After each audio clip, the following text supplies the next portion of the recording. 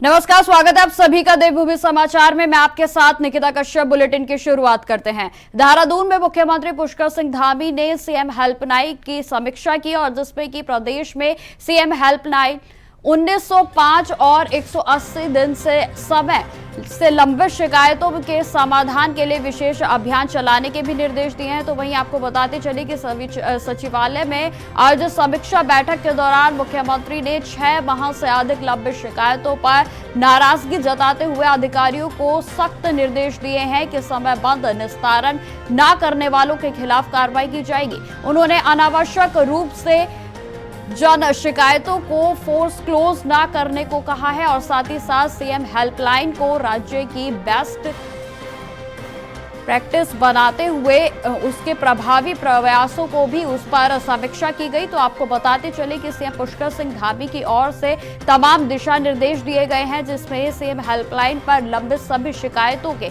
जल्द से जल्द निस्तारण के आदेश दिए गए।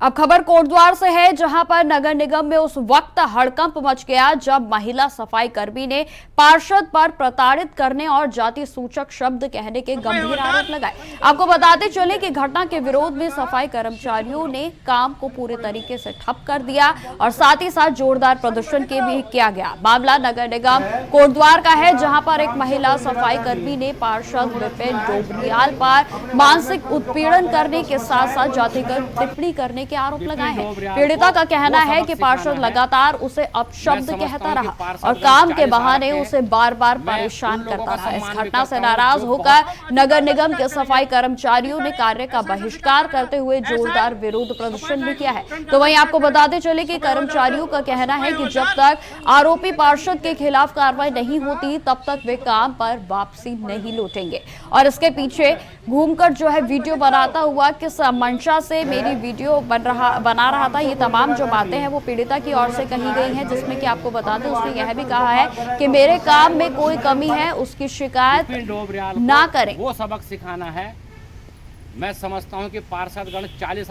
देखिए, उन्होंने ज्ञापन दिया है और ज्ञापन में जो नगर आयुक्त स्तर का या नगर निगम स्तर की जो कार्रवाई होगी उसका संज्ञान लिया जाएगा और पहले उसका परीक्षण किया जाएगा कि मामला क्या है।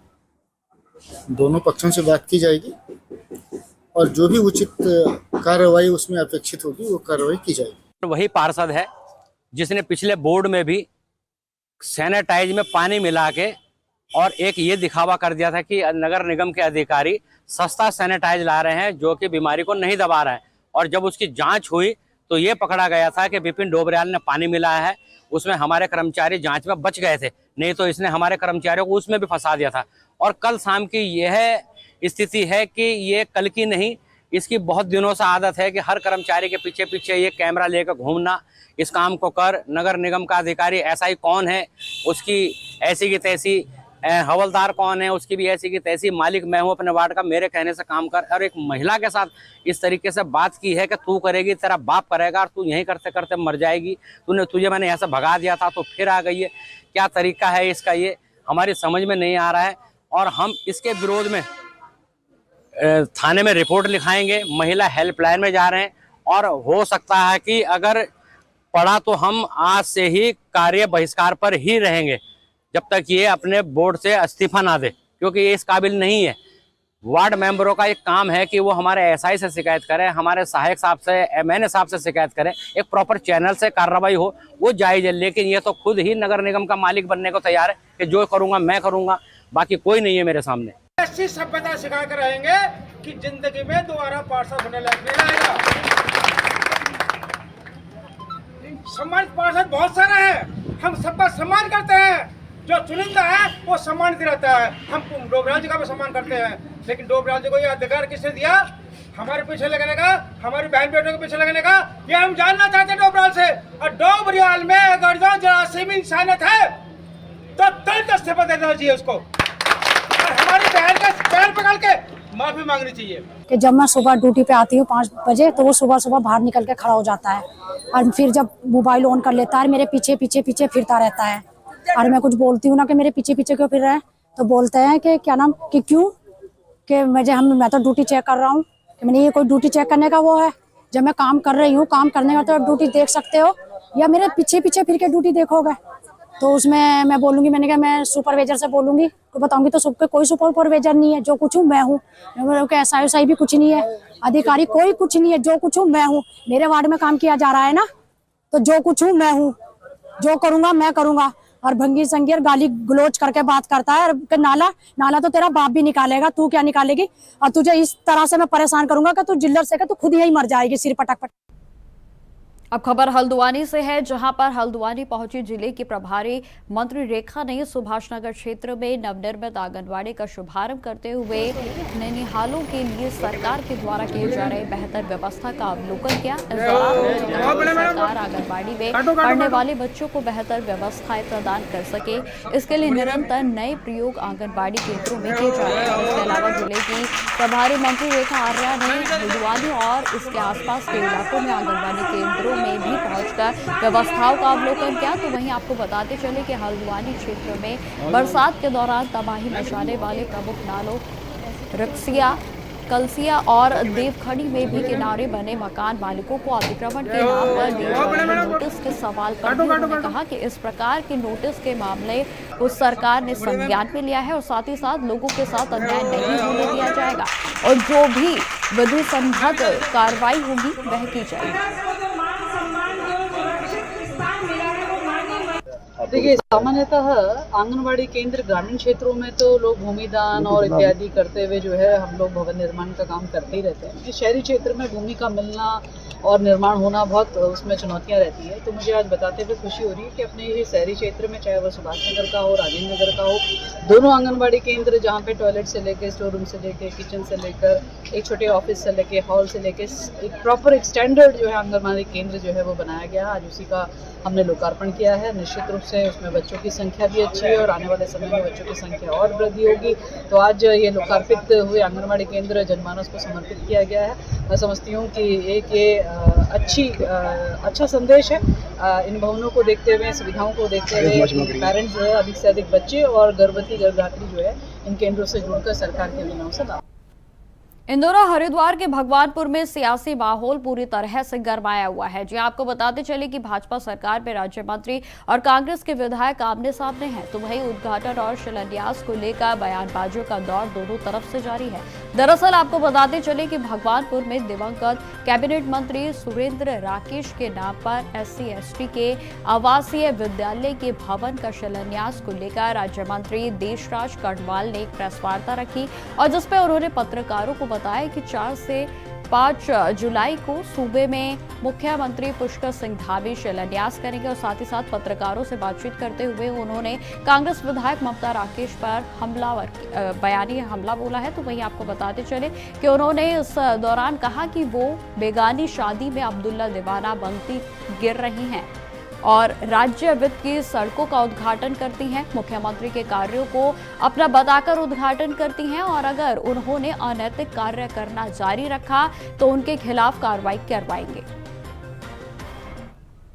सबसे पहले मैं पत्रकार बंधुओं आपका धन्यवाद ज्ञापित करता हूं कि शॉर्ट निवेदन पर आप मेरे आए और माननीय मुख्यमंत्री जी का आभार व्यक्त करने के लिए माननीय मुख्यमंत्री जी द्वारा भगवानपुर करालटी गांव में 35 करोड़ रुपए की लागत से अनुसूचित जाति छात्र छात्राओं के लिए एक आवासीय विद्यालय बनने जा रहा है। उसका मैंने स्थलीय निरीक्षण किया और माननीय मुख्यमंत्री जी से मैंने निवेदन किया कि वो उसका शिलान्यास करने आए। भगवानपुर की जनता उनको धन्यवाद ज्ञापित करना चाहती है, उनका स्वागत करना चाहती है। तो माननीय मुख्यमंत्री जी ने जुलाई के फर्स्ट वीक में आने के लिए कहा है कि वो आएंगे और इसका शिलान्यास होगा। मैंने स्थलीय निरीक्षण करके मेरे साथ में हमारे पार्टी के पदाधिकारीगण, आदरणीय मंडल अध्यक्ष विराट जी, मंडल अध्यक्ष सैनी साहब और मंडल महामंत्री हमारे जिला अध्यक्ष किसान मोर्चा और सभी पार्टी के पदाधिकारी यहाँ पर मौजूद रहे। स्थलीय निरीक्षण किया और बहुत ही जल्दी कार्यक्रम डिक्लेयर होगा और मुख्यमंत्री जी आएंगे और जितने भी विधायक हैं, चाहे वो कांग्रेस के हैं, चाहे वो निर्दलीय हैं, चाहे वो बीजेपी के हैं, सबको निमंत्रण दिया जाएगा क्योंकि सैकड़ों की संख्या में जो राज्य योजना से हमारे जनपद में काम हुए हैं उस नीति पर हुए माननीय प्रधानमंत्री जी का जो विजन है, सबका साथ सबका विकास सबके प्रयास से हमारा जनपद आगे बढ़े। और मुख्यमंत्री जी ने ये नहीं सोचा कि यहाँ पर विधायक कांग्रेस की है, लेकिन उसके बावजूद भी सैकड़ों सड़कें बना करके, सैकड़ों सड़कें दे करके राज्य योजना से और 35 करोड़ रुपए की लागत से ये अनुसूचित। कल तक तो देसराज कर्णवाल जी आरोप लगा रहे थे सुरेंद्र राकेश जी पर, कहीं घोटालों के आरोप लगा रहे थे, कहीं विकास कार्य की बात कर रहे थे, ना ममता राकेश विकास करा रही है। तो मैं तो कह रही हूँ कि उन्होंने पता नहीं कौन सा चश्मा पहन रखा है कि उस चश्मे से उन्हें विकास भगवानपुर विधानसभा का दिखाई नहीं देता। और मैं आपके चैनल के माध्यम से उन्हें चुनौती देती हूँ कि ऐसे कितने स्कूल कॉलेज उन्होंने अपने विधायक रहते हुए अपनी विधानसभा में कराएं। एक कार्य तो बताएं कि कोई स्कूल कॉलेज एससी समाज के लिए, सर्व समाज के लिए, छात्र छात्राओं के लिए कोई ऐसा विशेष कार्य किया हो। आज आप देख रहे हैं कि शॉर्ट नोटिस पर कोई ऐसा कार्यक्रम नहीं था, लेकिन इतना जन सैलाब जो यहाँ खड़ा है, इसमें एससी समाज के साथ साथ सर्व समाज के लोग हैं। और ये गवाह हैं इस बात का कि स्वर्गीय सुरेंद्र राकेश जी और उनका परिवार बेदाग छवि के हैं और हमेशा उन्होंने विकास कार्य कराया है और विकास पुरुष के रूप में अपनी पहचान बनाई है। आप एक एक व्यक्ति से पूछ सकते हैं, इनकी बात सुन सकते हैं। अच्छा, मैं फिर कह रही हूँ कि देसराज कर्णवाल अनपढ़ हैं, उन्हें ज्ञान ही नहीं है। मुख्यमंत्री पूरे प्रदेश के मुख्यमंत्री हैं, चाहे विपक्ष के विधायक हो चाहे सत्ता पक्ष के विधायक हो। मुख्यमंत्री पूरे 70 विधानसभाओं के, पूरे उत्तराखंड प्रदेश के मुख्यमंत्री हैं। जहाँ मान लिया जहाँ विपक्ष के विधायक है, क्या वहाँ सरकार को वोट नहीं दी? क्या वहाँ विकास नहीं होना चाहिए? सब जगह विकास कार्य होना चाहिए। देसराज कर्णवाल की मानसिकता छोटी है, वो मानसिक बीमार है, उसका इलाज कराना चाहिए पहले उनके। उत्तराखंड उच्च न्यायालय ने आज पंचायती राज चुनाव को लेकर सुनवाई हुई। तो वहीं आपको बताते चले कि सरकार ने न्यायालय को जिला पंचायत, क्षेत्र पंचायत और ग्राम प्रधान की सभी सीटों पर पुराना और नया विवरण दिया। तो वहीं आपको बता दें कि विपक्ष के अधिवक्ताओं ने न्यायालय को आरक्षण में अनियमितता की विस्तार से जानकारी दी। न्यायालय ने मामले को शुक्रवार सुनवाई के लिए जारी रखा है। तो वहीं हाईकोर्ट के अधिवक्ता योगेश पंचोलिया ने खंडपीठ से कहा कि जिस आधार पर सरकार चुनाव करा रही है, उस रिपोर्ट को अब तक पब्लिक डोमेन में नहीं डाला गया है, क्योंकि उसी आधार पर कोई भी अपनी आपत्ति दर्ज करेगा। मामले की सुनवाई अब कल यानी कि शुक्रवार के लिए टाल दी गई है। इस बात में कोई शक नहीं है कि इलेक्शंस जो माननीय न्यायालय ने भी स्पेसिफिकली ऑब्जर्व किया कि elections our life and blood of democracy. Election तो होना ही चाहिए, कोई भी व्यक्ति इलेक्शन ना होने के लिए तो आया ही नहीं है। याचिका भी इसलिए है कि जो इलेक्शन आप करवा रहे हैं जल्दी से जल्दी कराएं और बिल्कुल प्रक्रिया अनुसार कराएं। अब इशू खाली इतना ही है, जो याचिका में भी स्पेसिफिकली प्लीडेड है कि ये आप प्रथम चरण नहीं मान सकते, क्योंकि इससे पहले भी चरण जो है वो यूपी के समय से चल रहे हैं और ये 5वां चरण ही होना चाहिए आप ही के अनुसार। और अगर ये 5वां चरण होगा तो आप 5वें चरण के अनुसार रिजर्वेशन लगाइए। आप एक ऑफिस मेमोरेंडम के द्वारा इसको प्रथम चरण नहीं मान के कर सकते, क्योंकि अगर आप प्रथम चरण मानेंगे तो फिर रोटेशन जैसी तो कोई चीज ही नहीं हुई। रोटेशन तो होता ही तब है जब चरण दूसरा है। इस बात पे और इन्होंने एक चार्ट हमें कुछ प्रस्तुत किए हैं, उसको हमने थोड़ा पढ़ने के लिए समय लिया है। उसको पढ़ के फिर माननीय न्यायालय के सामने कल ये मुकदमा फिर से सुनवाई के लिए, बहस के लिए रखा गया। अब खबर देहरादून से है, जहां पर सैकड़ों की संख्या में धर्मपुर विधानसभा की मलिन बस्तियों के लोग और कांग्रेस के प्रदेश उपाध्यक्ष सूर्यकांत धस्माना नगर निगम के टैक्स विभाग के पास पहुंचे। जानकारी देते हुए कांग्रेस प्रदेश के उपाध्यक्ष सूर्यकांत धस्माना ने कहा कि देहरादून की मलिन बस्तियों में एलिवेटेड रोड के नाम पर दहशत का माहौल सरकार ने बनाया हुआ है। वहां पर निशान लगा दिए गए हैं कि लोगों से कागज मांगे जा रहे हैं। तो वहीं आपको बताते चले कि 2016 से पहले के बिजली के बिल, राशन कार्ड, पानी का बिल, वोटर कार्ड आदि जैसी चीजें मांगी जा रही हैं। इसलिए आज सैकड़ों की संख्या में आज विभिन्न जगहों के मलिन बस्तियों के लोग नगर निगम पहुंचे हैं और इस मौके पर मुझसे भी अनुरोध किया गया है कि मैं मलिन बस्तियों के लोगों की बातें विभाग के सामने रखूं। साथ ही साथ धस्माना ने यह भी कहा कि मैंने टैक्स विभाग से जानकारी हासिल की है और कहा है कि सभी को पर्याप्त समय दिया जाए कागज दिखाने के लिए। उन्होंने कहा कि मैं सभी को आश्वासन देकर आया हूं कि अगर राज्य में पुनर्वास की नीति बनाए बिना एलिवेटेड रोड के नाम पर सरकार छेड़छाड़ करेगी तो एक भी मकान हम टूटने नहीं देंगे। देखिए, नगर निगम गया था, मेरे पार्षद धर्मपुर विधानसभा क्षेत्र के, उन्होंने मुझे फ़ोन किया था। देहरा खास के, ब्रह्मपुरी के, लोहिया नगर के, ब्राह्मणवाला के तमाम जो मलिन बस्ती वाले लोग हैं वो घबराए हुए घूम रहे हैं, परेशान हैं, उनको पता ही नहीं करना क्या है। यहाँ पर उनको तलब किया हुआ है सैकड़ों की संख्या में वहाँ पर मलिन बस्तीवासी मौजूद थे। मैं वहाँ पर गया, मैं उनसे मिला, अधिकारियों से मैंने जानकारी ली तो पता लगा कि उनके इलेक्ट्रिसिटी बिल, पानी के बिल, इलेक्शन के कार्ड, आधार कार्ड और राशन कार्ड चेक करके उनको वेरीफाई कर रहे हैं कि वो वहाँ रहने वाले हैं या नहीं। हमने कहा कि किसी भी प्रकार की कार्रवाई इनके खिलाफ न करें। अधिकारियों ने आश्वासन दिया है कि अभी कोई कार्रवाई नहीं हो रही है। वेरिफिकेशन के लिए भी हमने कहा है कि उनको पर्याप्त समय और पर्याप्त अवसर दिए जाएं, उस पर भी अधिकारी सहमत हुए हैं। और मलिन बस्तियों के संबंध में हम ये कहना चाहते हैं, हम एक विस्तृत कार्यक्रम दे रहे हैं। एलिवेटेड रोड से प्रभावित होने वाले जो हजारों लोग हैं 25 किलोमीटर परिक्षेत्र के, उन लोगों से मैं मिलने स्वयं जाऊंगा और उनको ये आश्वासन हमारा है कि बिना पुनर्वास की नीति को लागू किए राज्य में एक भी मलिन बस्ती वाले का घर हम टूटने नहीं देंगे। पर्यटन नगरी रानीखेत में 2 दिनों की बारिश ने ही नगर निगम की पोल खोल दी। आपको बताते चले कि जहां पर लैंडस्लाइड की भी घटनाएं देखी जा रही हैं, तो वहीं राजकीय चिकित्सालय की भारी भरकम इमारत का एक भाग इसकी जड़ पर जा गिरा। और जहां आपको बताते चले कि घटना के समय आज तक जो है लगातार जिस तरीके से आपको बता दें कि यह रानीखेत में लैंडस्लाइड की घटना हुई और जहां पर लगातार क्षेत्र को खाली कराने का काम किया जा रहा है, तो वहीं आपको बताते चले कि बारिश से पूरे तरीके से जीवन अस्त व्यस्त हो गया है। तो वहीं कई जगहों पर लगातार लैंडस्लाइड की घटनाएं हो रही हैं। तो आपको बताते चले कि राजकीय चिकित्सालय इमारतों की जद में लगातार जिस तरीके से इमारतें गिर रही हैं, उसको लेकर पूरे तरीके से प्रशासन अलर्ट मोड पर है। पिछले 7-8 महीने से जो भूस्खलन हुआ था, उसके संपर्क में ये बताना चाह रहा हूँ कि 2 वार्ड हमारे बंद हैं। इससे मरीजों को काफ़ी परेशानी हो रही है, फिर भी हम काफ़ी एडजस्ट करके अपने मरीजों को इलाज दे पा रहे हैं। अभी इसके बारे में मेरा इतना कहना है कि इसके लिए जिला प्लान से, जिला योजना से 30 लाख और विधायक निधि, रानीखेत विधायक निधि से 10 लाख का बजट का आवंटन होना है। कार्य लगभग तभी शुरू होगा जब इसका बजट रिलीज किया जाएगा। ये नहीं हो पाया और इसका कार्यदायी संस्था शायद PWD रानीखेत इसको देखेगी। पूरा प्रयास रहेगा कि ये काम जल्द से जल्द शुरू हो, क्योंकि दूसरी बरसात शुरू है, हमारे सर पर है और मरीजों को अन्यथा काफ़ी परेशानी हो जाएगी। उच्च स्तर पर वार्तालाप जारी है, जल्द से जल्द इस काम को शुरू करवाया जाएगा।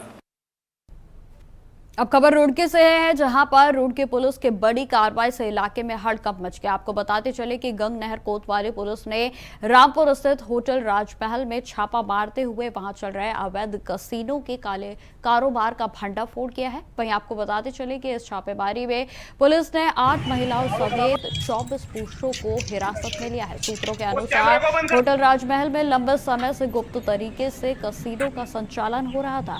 पुलिस को जब इसकी पुख्ता जानकारी मिली तो गंग नहर कोतवाली की टीम ने त्वरित एक्शन लेते हुए होटल पर रेड डाली। तो वहीं आपको बताते चले कि पुलिस की इस कार्रवाई से मौके पर आपत्तिजनक सामग्री के साथ साथ नकदी भी बरामद की गई है। फिलहाल होटल को सील कर दिया गया है और साथ ही साथ सभी आरोपियों से लगातार पूछताछ जारी है। तो वहीं पूरे मामले को लेकर पुलिस का कहना है कि पूरे मामले की जांच गहनता से की जा रही है और इस नेटवर्क से जुड़े अन्य लोगों को भी उनकी लगातार तलाश जारी है और साथ ही साथ पहचान भी की जा रही है। उस कैमरे को बंद कर।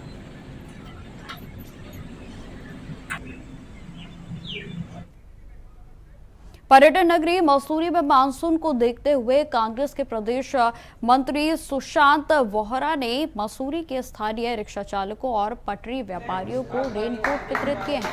आपको बताते चले कि कार्यक्रम का आयोजन मसूरी के कांग्रेस भवन में किया गया और जहां पर पूर्व विधायक जोत सिंह गुंसोल के साथ साथ पूर्व पालिका अध्यक्ष मनमोहन सिंह मल के साथ साथ महिला कांग्रेस अध्यक्ष जसवीर कौर भी मौजूद रही और जहां पर रिक्शा चालकों और फुटपाथ पे व्यापारियों को रेनकोट का वितरण किया गया। तो वहीं आपको बताते चले कि सुशांत वोहरा और मसूरी महिला कांग्रेस अध्यक्ष ने इस दौरान कहा कि रिक्शा चालक और पटरी के व्यापारी मसूरी की पहचान का हिस्सा है, इसलिए इनका सम्मान और सहयोग करना समाज की जिम्मेदारी है। आज हमारे कांग्रेस परिवार के निगम के पार्षद सुशांत वोहरा जी जो देहरादून से आए हैं और हमारे प्रदेश महामंत्री भी हैं, वो आज हमारे बीच मसूरी में आए और उन्होंने यहाँ पर रिक्शा वालों के लिए रेनकोट लेकर आए और बांटे। क्योंकि मसूरी एक पर्यटन नगरी है और यहाँ पर जितना भी माल रोड की शान हमारे रिक्शा हैं और रिक्शा चालक हैं, तो हमने ये सोचा कि जो वो इतनी बरसात यहाँ पर 6 महीने लगभग बरसात रहती है और रिक्शा 6 महीने चलता है, क्योंकि बरसात है, हवा है, ठंड है, तो उन्होंने इनके बारे में सोचा, क्योंकि बहुत गरीब लोग हैं और वो उनके लिए वहाँ से रेनकोट देहरादून से लेकर आए और उन्होंने सभी रिक्शा चालकों को आज रेनकोट बांटे, क्योंकि जो रिक्शा चालक हैं उनके लिए ये मौसम एक चुनौती बन जाता है और उनको अपने बच्चों का भी लालन पालन करना होता है और अपने जो परिवार को भी पालना पड़ता है, क्योंकि अगर वो एक दिन घर बैठेंगे तो रात को वो अपनी रोजी रोटी कहाँ से कमाएंगे। इसलिए कांग्रेस परिवार ने जब आपके बचपन से हम मसूरी आते रहे हैं और हमेशा जब भी आए तो एक रिक्शे में जरूर बैठते थे जब बचपन में आते थे, तो हमेशा इनकी पीड़ा को हमने समझा है। उसी पीड़ा को देखते हुए आज हमारे जो टीम है उसके द्वारा यहाँ पर आपके रेनकोट वितरण किया गया है, क्योंकि बरसातों में आप लोग भी देखते हैं कि बरसात तो होती उसके बाद तेज़ हवाएं चलती हैं और एक बहुत आपके ठंडा मौसम हो जाता है और उसमें इनकी जो स्थितियाँ होती हैं बहुत विपरीत हो जाती है। तो हमारा एक प्रयास था कि यार उस स्थिति से थोड़ा सा इनको आपके सुधारा जाए और उससे इनको निकाला जाए। उसी के प्रयास में हमने आज इनको रेनकोट वितरण किया है। मैं चाहता हूँ नगर पालिका को भी और सरकार को भी, सिर्फ यही मसूरी की बात नहीं है, हमारे कई जगह पर्यटक स्थल हैं और मैं समझता हूँ सरकार को, नगर पालिकाओं को, नगर निगम को इस क्षेत्र में बिल्कुल आगे बढ़कर आना चाहिए और एक सिंबल स्थापित करना चाहिए, जैसे हमारे रिक्शा इनका सौंदर्यीकरण कर जिससे कि पर्यटक तो बढ़ेगा, इससे सौंदर्यीकरण भी बढ़ेगा। सौंदर्यीकरण के साथ साथ आपके पर्यटक और चाहेगा कि भाई मैं आपके इनमें बैठूं। जैसा हम सोचते हैं जब हम बाहर जाते हैं हम सोचते हैं यार वहाँ के टुक में हमें बैठना है। तो एक आदमी जब मसूरी के लिए निकले कि मसूरी मुझे घूमने आना है तो उसके दिमाग में जरूर रहे कि यार मैंने एक बार रिक्शा में वहाँ जरूर बैठना है। तो इससे क्या है, रिक्शा चालकों का रोजगार भी बढ़ेगा। 2027 अभी मैं एक कांग्रेस के तुच्छ कार्यकर्ता के उसमें एक अपना योगदान दे रहा हूं और मैं चाह रहा हूं कि एक अच्छी सी टीम हम बनाकर आगे चलें और अंतिम छोर के व्यक्ति, कांग्रेस का हमेशा एक कार्यशाला में हमें हमेशा सिखाया गया है कि अंतिम छोर के व्यक्ति तक हमें पहुंचना है। वही प्रयास आज हमने किया है कि आप मसूरी में आपके जो रिक्शा संचालक हैं इनको आप आज देकर हमने उसी चीज़ को देखा है कि अंतिम छोर के व्यक्ति तक हम अपनी जो सुविधाएं हैं उन तक पहुँचा सकें।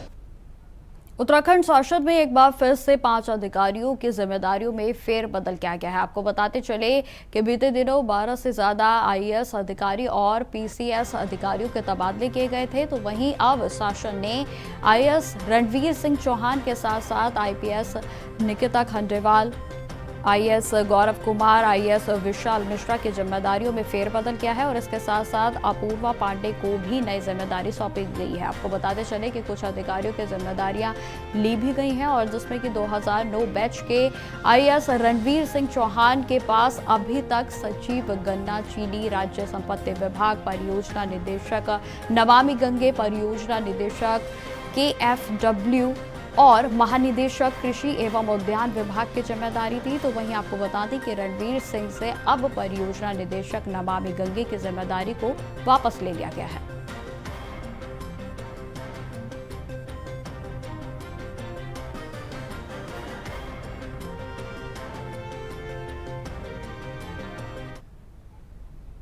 रुद्रप्रयाग सड़क हादसे में 4 घायल लोगों को एम्स पहुंचाया गया है। तो वहीं आपको बताते चले कि एम्स के पीआरओ संदीप कुमार ने इस पर जानकारी देते हुए कहा कि चारों घायलों का ट्रॉमा इमरजेंसी पे इलाज किया जा रहा है। और आपको बताते चले कि सड़क दुर्घटना के चलते 4 घायलों का एम्स में पहुंचाया गया और जहां पर घायलों का इलाज चल रहा है। तो वहीं आपको बता दें कि घायलों का इलाज ट्रॉमा इमरजेंसी में चल रहा है।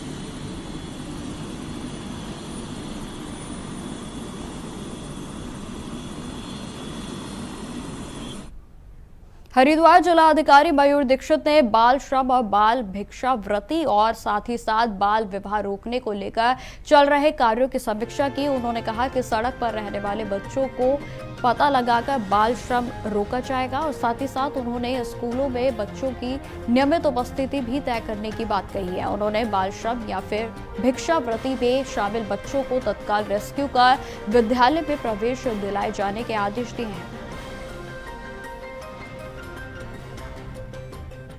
कि हमारे जनपद में चाइल्ड लेबर न हो और अगर कोई बच्चा ऐसे कारखानों, ढाबों, होटल में आदि कार्य करता पाया जाता है तो उनके जो मालिक है उनके खिलाफ सख्त कार्रवाई करने और बच्चों का प्रॉपर एजुकेशन, स्वास्थ्य आदि का ध्यान देने के लिए डायरेक्शन दिए गए हैं। पूर्व में भी कई इन्होंने FIR करी हैं, ऐसे बच्चे कई जगह से रेस्क्यू भी किए हैं, लेकिन उन बच्चों के लिए आगे का क्या उनका भविष्य है, करियर प्लानिंग है, उसके बारे में भी डायरेक्शंस दिए गए हैं और इसका नियमित समीक्षा की जाएगी। साथ ही जो हर की पौड़ी में जो भिक्षावृत्ति का इशू है और साथ ही अन्य जो भी ऐसे असुरक्षित या हैजार्डस यूनिट्स हैं उनका लगातार इंस्पेक्शन होता रहे ताकि कोई ऐसी घटना ना हो आगे, और साथ ही हमारे जो टूरिस्ट आ रहे हैं उनकी भी सेफ्टी आदि का भी ध्यान रखा जाए। इस तरह में सभी पॉइंट्स पर डिस्कशन किया गया। तो फिलहाल इस बुलेटिन में इतना ही। देश दुनिया की तमाम खबरों की जानकारी के लिए बने रहे हमारे साथ। नमस्कार।